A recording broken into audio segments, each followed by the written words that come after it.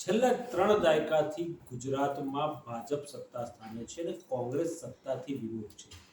ત્યારે આ સંજોગોમાં કોંગ્રેસને ફરી બેઠી કરવા માટે હવે રાષ્ટ્રીય કોંગ્રેસનું મોટું અધિવેશન 2 દિવસ માટે અમદાવાદમાં મળી રહ્યું છે. આના માટેની તૈયારીઓ પૂર્ણ થઈ ગઈ છે. ગયા મહિને એટલે કે ગયા મહિનાની 7મી તારીખે રાહુલ ગાંધી લોકસભામાં વિપક્ષના નેતા અમદાવાદ આવ્યા હતા. તેમણે દરેક લેવલ ઉપર બેઠકોનો દોર કર્યો હતો અને જે પ્રકારે જિલ્લા અને તાલુકા કોંગ્રેસના નેતાઓ સાથે વાતચીત કરી, વન ટુ વન વાતચીત કરી અને તેમાં જે પ્રકારે હૈયાવરાળ ઠાલવવામાં આવી કોંગ્રેસના નેતાઓ દ્વારા અને જે અલગ અલગ બેઠકો થઈ તેમાં ક્યાંક ને ક્યાંક કોંગ્રેસમાં આંતરિક જૂથબંધી હોવાનું બહાર આવ્યું.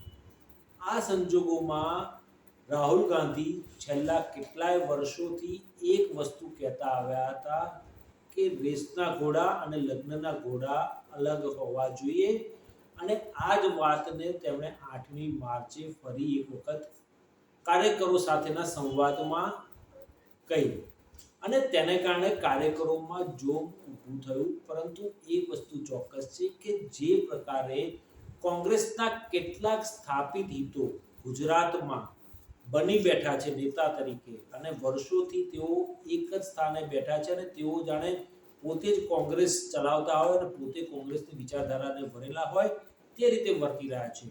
ન તો પાયાના કાર્યકરો સાથે મુલાકાતો કરવી, ન તો ગ્રાઉન્ડ પર જવું અને લોકોની સમસ્યાઓ સાંભળવી અને જે પ્રકારે કોંગ્રેસ લોકોથી દૂર થઈ એટલે લોકોએ પણ કોંગ્રેસને સત્તાથી દૂર રાખવાનો નિર્ણય કર્યો અને છેલ્લા 30 વર્ષથી ગુજરાતમાં કોંગ્રેસ સત્તા માટે વલખા મારી રહી છે.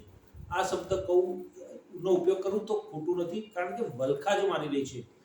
જે પ્રકારે કોંગ્રેસનું પતન થયું છે ગુજરાતમાં, જે પ્રકારે 2017ની ચૂંટણીમાં જોઈએ તો નવસર્જન યાત્રા કરી હતી રાહુલ ગાંધીએ.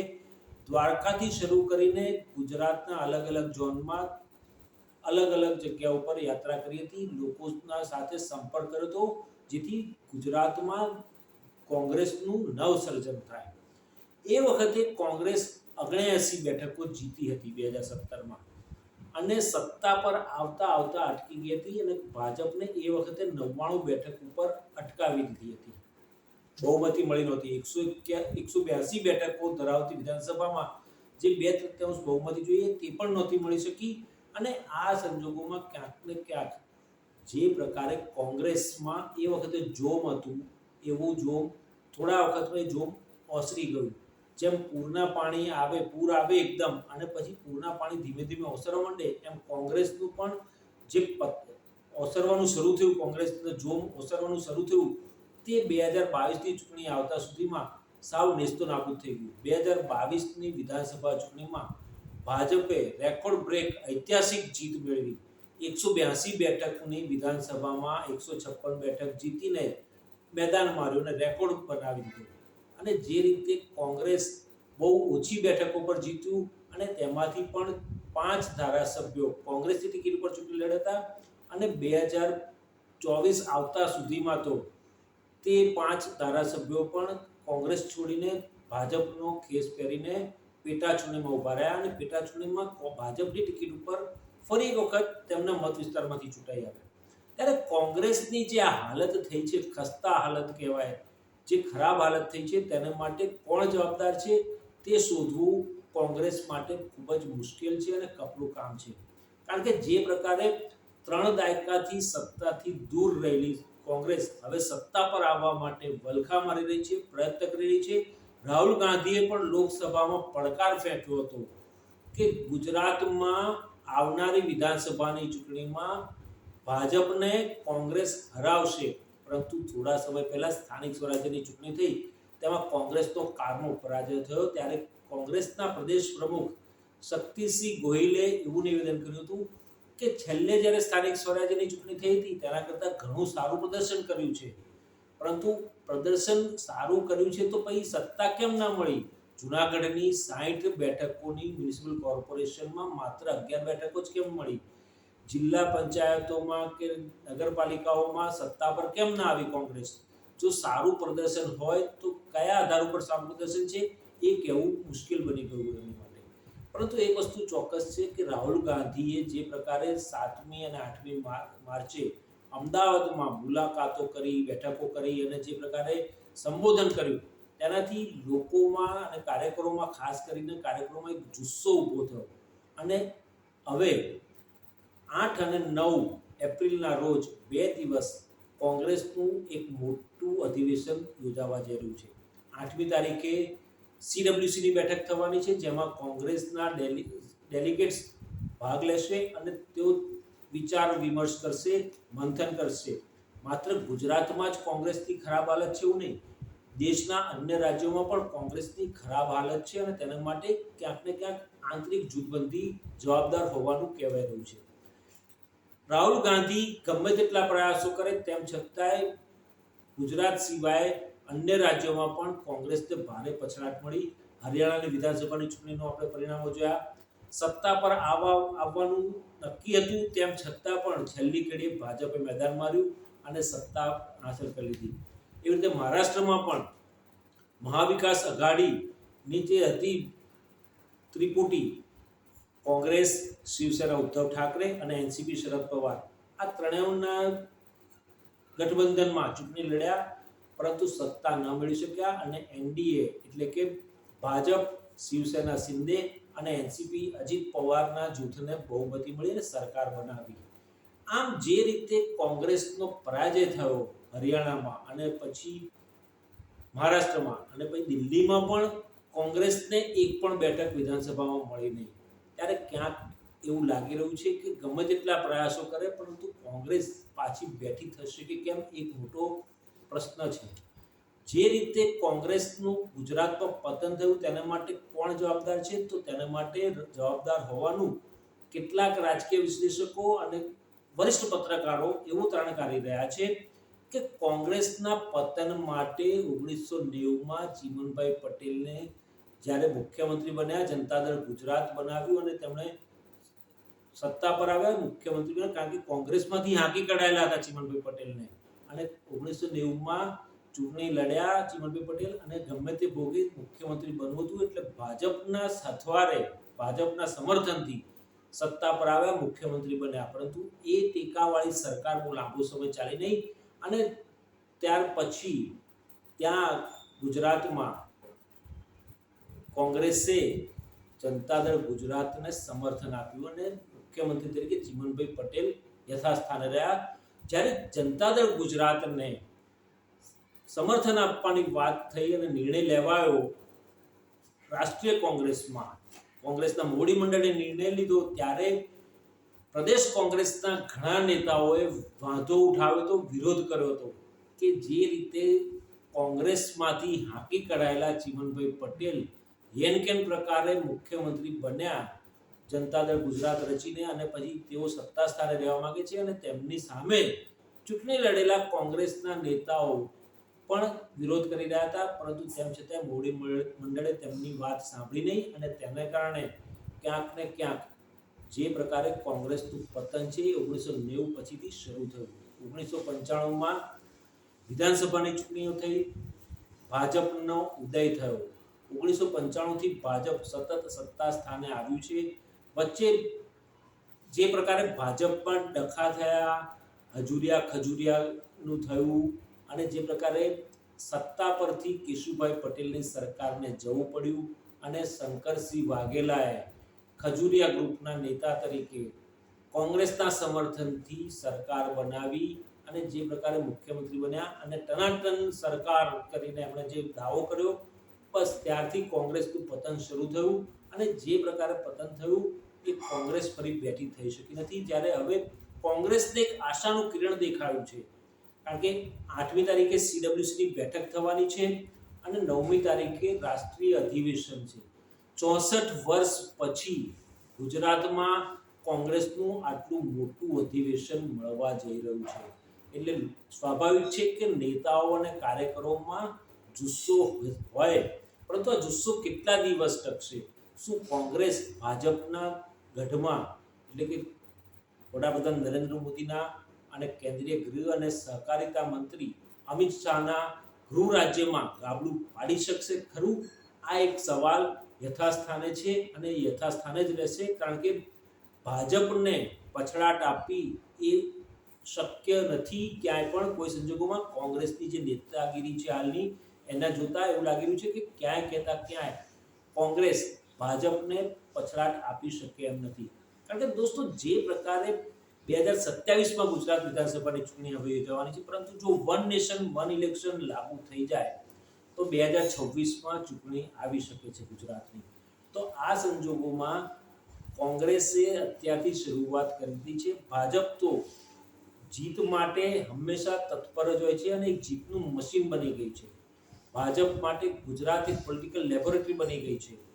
ભાજપ માટે ગુજરાત એક મોડેલ સ્ટેટ બની ગયું છે. કારણ કે વડાપ્રધાન નરેન્દ્ર મોદી જ્યારે 2001માં મુખ્યમંત્રી બન્યા અને તેમણે ગુજરાતનો વિકાસની જે સ્વપ્ન જોયું, એ સોનેરી સોનલું એમણે સાકાર કર્યું. મુખ્યમંત્રી હતા ત્યાં સુધી 2014માં વડાપ્રધાન બનીને ગયા અને ગુજરાતનું મોડેલ, ગુજરાતને એક મોડેલ સ્ટેટ તરીકે તેમણે દેશ આખામાં લાગુ કર્યું અને અલગ અલગ રાજ્યોમાં પણ ગુજરાતના મોડેલ સ્ટેટની વાત મૂકી અને જે રીતે ગુજરાતનો વિકાસ થયો એ રીતે અલગ અલગ રાજ્યોમાં અને દેશનો વિકાસ કરવાની આગેકૂચ શરૂ થઈ.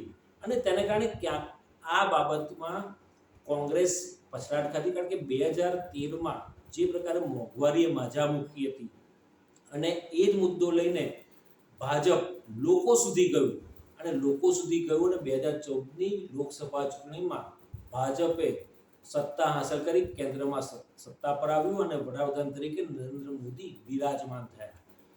કોંગ્રેસમાં લોકોને અસર કરતા મુદ્દાઓને લઈને લડત આપવાની શરૂઆત તો કરે છે, પરંતુ કોંગ્રેસમાં એવું કહેવાય છે કે શુરૂ મેં શેર બાદ મેં ઢેર. જે પ્રકારે મોંઘવારીનો મુદ્દો છે, મોંઘવારીના મુદ્દાને લઈને જે પ્રકારે 2013માં ભાજપ આંદોલન કરેલું હતું દેશભરમાં એક જૂથ થઈને, એવી જ રીતે જો કોંગ્રેસ આંદોલન કરે તો ક્યાંક ફાયદો થાય. પરંતુ કોંગ્રેસના નેતાઓમાં જ ક્યાંક જૂથબંધી હોય એવું લાગી રહ્યું છે. કારણ કે ગુજરાત એકલામાં નહીં, અલગ અલગ રાજ્યોમાં પણ કોંગ્રેસમાં જૂથબંધી છે જ. રાહુલ ગાંધી પણ જાણે છે, ભાજપના રાષ્ટ્રીય અધ્યક્ષ મલ્લિકાર્જુન ખરગે પણ જાણે છે, વરિષ્ઠ નેતા સોનિયા ગાંધી પણ જાણે છે. અને જે પ્રકારે આંતરિક જૂથબંધી છે ત્યાં સુધી કોઈ સંજોગોમાં કોંગ્રેસનો ઉદય થવાની શક્યતાઓ ક્યાંય દેખાતી નથી.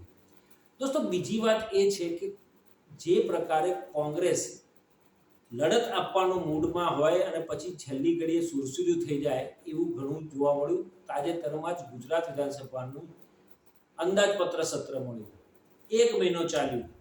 1 મહિના દરમિયાન અનેક મુદ્દાઓને લઈને કોંગ્રેસના 11 ધારાસભ્યો અને આમ આદમી પાર્ટીના ધારાસભ્યો મળી લગભગ 14 થી 15 ધારાસભ્યો ભેગા થઈને વિરોધ કરે, પરંતુ એ વિરોધનું સુરસુર્યું થઈ ગયું. કારણ કે ક્યાંક જે પ્રકારે સંખ્યાબળ જોઈએ વિરોધ કરવા માટે, સક્ષમ વિરોધ પક્ષ માટે સંખ્યાબળ જોઈએ, સંખ્યાબળ કોંગ્રેસ પાસે નથી. કોંગ્રેસના નેતાઓમાં પણ ક્યાંક જે રાહુલ ગાંધીએ વાત કરી હતી 8મી માર્ચે કે કોંગ્રેસમાં રહીને ભાજપ માટે કામ કરી રહ્યા છે, તો એવા જ કેટલાક નેતાઓ છે કે જે કોંગ્રેસમાં રહીને ભાજપ માટે કામ કરતા હોય તેવું સ્પષ્ટ દેખાઈ રહ્યું હતું. કારણ કે જે પ્રકારે વિરોધ કરવો જોઈએ, જે પ્રકારે કોઈ પણ વિધેયક કે કોઈ પણ મુદ્દાનો વિરોધ કરવો જોઈએ, ઉગ્રતાથી સક્ષમ વિરોધ પક્ષ તરીકેની ભૂમિકા ભજવવી જોઈએ, ભૂમિકા ભજવવામાં 11 ધારાસભ્યો નિષ્ફળ ગયા હોય તેવું લાગી રહ્યું છે. કારણ કે તમામે તમામ જે રીતે પૂરક માંગણીઓ હતી એ પૂરક માંગણીઓમાં અથવા તો વિધેયકો જે હતા એ વિધેયકોમાં પણ પોતાનો પૂરક માંગણીઓ હતી અલગ અલગ વિભાગની, એમાં કાપ દરખાસ્ત લાવ્યા, પણ કાપ દરખાસ્ત સંખ્યાબળ ઓછું હોવાના કારણે ઉડી જતી હતી. પરંતુ વિધેયક જે લાવવામાં આવ્યા એ વિધેયકોમાં પણ એક સુરે સર્વાનુમતે તમામ વિધેયકો પાસ થયા ગુજરાતમાં. ત્યારે એ જ બતાવે છે કે કોંગ્રેસના ધારાસભ્યો હોવા છતાં પણ, વિપક્ષમાં હોવા છતાં પણ સત્તાધારી પાર્ટીને ફાયદો થાય એ રીતે અથવા તો સત્તાધારી પાર્ટી ધારે એ પ્રમાણેના વિધેયકમાં મંજૂરી આપી દીધી. તો આ રીતે કોંગ્રેસનો ઉદય કેવી રીતે થશે એ મોટો સવાલ છે. મિત્રો, અહીં એક વસ્તુ પણ એ પણ કહી શકાય કે કોંગ્રેસમાં બીજી કેડર જે તૈયાર કરવી જોઈએ એ કરી નથી આજ સુધી. ભાજપમાં હોય કે બીજા કોઈ પક્ષ હોય ત્યાં આગળ બીજી કેડર તૈયાર કરવી, એટલે કે જૂના જે વરિષ્ઠ નેતાઓ છે, વરિષ્ઠ નેતાઓની આગેવાની બાદ બીજી પેઢી એટલે કે બીજી જનરેશન એટલે કે યુવાઓને નેતૃત્વ સોંપવાની ભાજપે શરૂઆત કરી. ભાજપે તેના કારણે ફાયદો પણ મેળવ્યો અને જે રીતે કોંગ્રેસ વર્ષોથી કહેતું આવ્યું છે, રાહુલ ગાંધી જ્યારે રાષ્ટ્રીય પ્રમુખ હતા કોંગ્રેસના ત્યારે યુવાઓને આગળ લાવવા માટેની વાત કરતા હતા, પરંતુ ક્યાંય કહેતા ક્યાંય ન તો રાષ્ટ્રીય કોંગ્રેસમાં ન તો કોઈ પણ રાજ્યના પ્રદેશ કોંગ્રેસમાં પણ ક્યાંય કહેતા ક્યાંય યુવા નેતાઓને હાજરી આપવામાં, યુવા નેતાઓને સ્થાન આપવામાં આવ્યું નથી. અને જે પ્રકારે ક્યાંક એવું લાગી રહ્યું છે કે બીજી કેડર ઊભી કરવામાં કોંગ્રેસની નિષ્ક્રિયતા તથા કોંગ્રેસના કેટલાક નેતાઓની બેદરકારી અથવા કોંગ્રેસના કેટલાક નેતાઓ નથી ઈચ્છતા.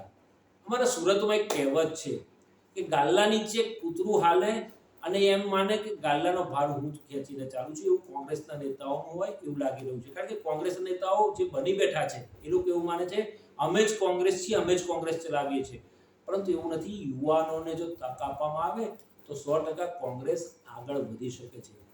30 વર્ષથી સત્તાથી દૂર રહેલી કોંગ્રેસ જો પહેલેથી જ આ પ્રકારની વિચારસરણી સાથે અથવા તો અગ્રેસિવ થઈને આગળ આવી હોત તો ક્યાંક વહેલી તકે સત્તા સ્થાને આવી શકી હોત. પરંતુ હવે રહીને જ્યારે આળસ ખંખેરીને નેતાઓ જાગ્યા છે, સફાળી જાગી છે કોંગ્રેસ, ત્યારે આવનારા 2 દિવસમાં કોંગ્રેસ કેવા પ્રકારની રણનીતિ અપનાવશે? રાહુલ ગાંધી જે 8મી માર્ચે કહીને ગયા હતા કે 5, 15, 30 થી 40 નેતાઓને કાઢી મૂકવા પડે તો કાઢી મૂકીશું, તો શું રાહુલ ગાંધી અને કોંગ્રેસ પક્ષ આ પ્રકારના નિર્ણય લઈ શકશે ખરા? એક મોટો સવાલ છે. દોસ્તો, આ વિડીયો કેવો લાગ્યો કોમેન્ટ કરશો, સબસ્ક્રાઇબ કરશો અને લાઈક કરશો અને શેર કરશો.